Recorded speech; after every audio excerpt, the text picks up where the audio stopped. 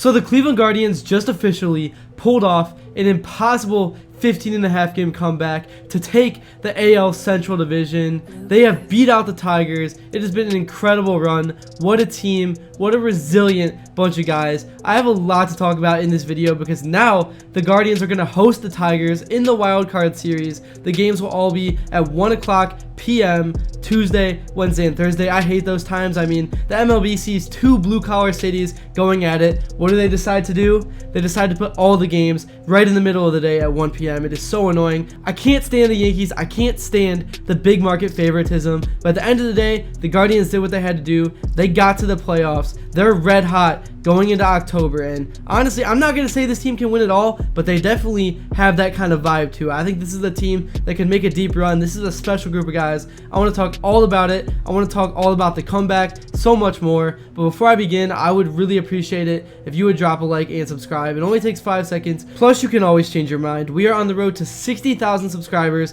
and with your support, I believe that we can get there super fast.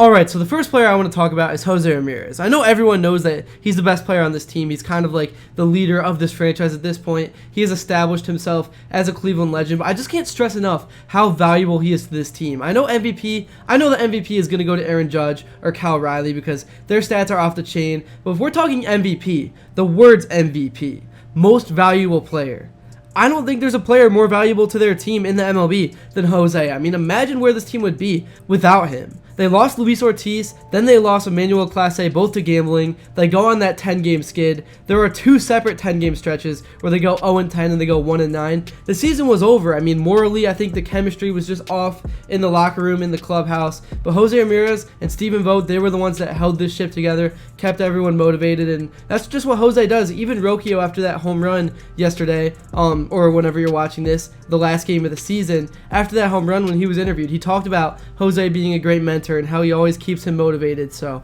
I think Jose is one of the most valuable players in this league. Again, I know he's at the back end of his career. Well, not back end, but back end of his prime. He's still getting steals. It's crazy. But he's at the back end of his prime, so I know he's not going to put up the numbers to win MVP. He's probably never going to win MVP at this point. But in terms of most valuable, I think it's Jose Ramirez all the way. In terms of Jose Ramirez stats for this season, he finished the year with a 283 average, which is pretty solid. I mean, we see even Juan Soto have less than that. A lot of these players' averages are dropping just because of the way stats are and hitting for power. He had 30 home runs, which was tied for 30th in the league. He had 85 RBIs, which was 42nd in the league. He had an OPS of .863, which was 14th in the league. So really overall, he's just at the top of every category, in the top 50 of every category. And again, base running is the one thing that it doesn't really count for like offensive statistics, but I think that's what makes him so valuable, because if he gets on first base, you might as well put him on second if it's a clutch moment. He's going to get a steal. He is so good at reading pitchers. And then beyond that, if he's on second and there's a blooper, a base hit that's kind of a tweener, he's always going to read it correctly. He really sets the tone and everyone else follows, and that is why this organization has been so successful since Jose came into the league. Another player who kind of had a down year, well, I don't want to say down year, but I expected him to take a bigger leap, that's Steven Kwan. But even then, he was solid this year, and this was really an adversity-filled season for him. He was unsure if he was even going to be in Cleveland this entire season, because at the trade deadline, there were tons of rumors. I was like 90% convinced he was going to get moved, and I think the Dolans would have lost about 75% of the fan base if they did ultimately ship Steven Kwan away, because I've had enough. But now you look back at it, again, the Guardians made the postseason, so this really is a well-run organization from top to bottom. You can hate the Dolans, I understand, they don't spend money, it is frustrating, but you cannot argue with the results. And I already know what you're going to say. Well, the Guardians haven't won a World Series since the Stone Ages, since 1948. And yes, you're correct, but since like this current modern MLB format, the Guardians can't even compete. They're not on the same playing field as everyone else. I mean, when the Yankees and Dodgers are allowed to spend 10x more on their teams because they make more revenue, then it doesn't make it fair. So I think for the cards the Guards have been dealt, the cards that the Dolans have been dealt, I think they've played them pretty much the best they could have. And it all comes down to the Guardians' farm, their minor league system, and how they develop players. Because even Steven Kwan, he was not really a name that anyone knew of until 3 years ago. He came up through the system, became one of the best contact hitters in the league, one of the best leadoff hitters in the league. I don't think there's any team that would not want to have Steven Kwan as their leadoff hitter. I know the Dodgers were trying to get him mid-season. Then you got guys like Rocchio and Arias. I know Arias can be frustrating at times. Sometimes he strikes out 3 times a game. I don't think he's going to be able to catch up to Skubal on Tuesday, but I guess guess time will tell. But then you look at his numbers. I think Andre Knott was saying the other day, he's one of the clutchest hitters on the team, and that is why the Rangers intentionally walked him to get to Kafis, and then they ended up hitting him. So even Arias was a big reason why the Guardians ended up clinching on Saturday, because I didn't expect him to get intentionally walked, but I guess the stats said that was the right move, and it led to the Kafis hit by pitch. So, but even besides that, he is just an elite defender, probably has one of the biggest cannons in the MLB. I know he made a bad error the other day, but for the most part, he has been rock solid at shortstop, and the Rocchio, I thought he was a great fit at second base.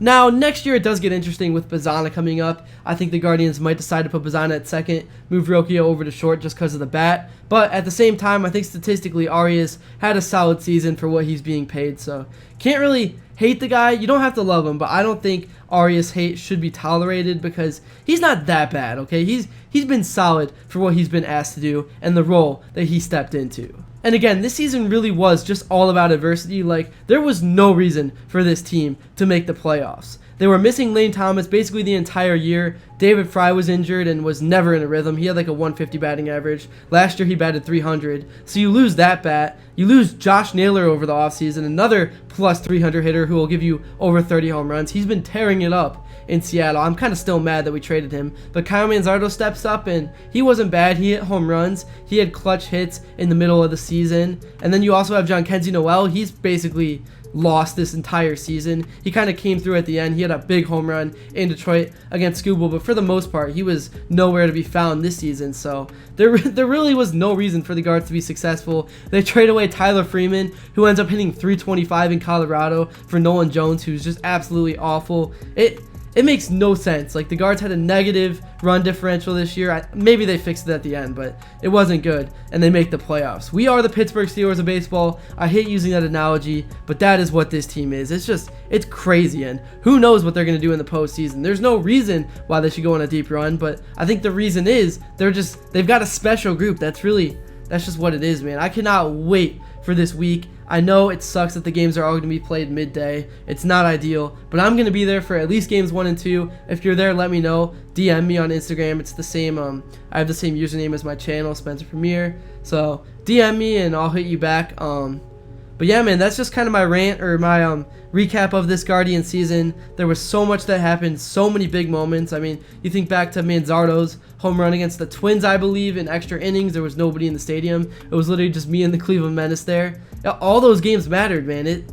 This is a special team. That's really all I have to say for this video, though. Let me know in the comments below how you're feeling about this upcoming series against Detroit. Are we going to continue to own them? Do you think Detroit finally gets their get back? It's going to be interesting. Let me know. If you enjoyed this one, please be sure to drop a like and subscribe. And until next time, I will see you all later.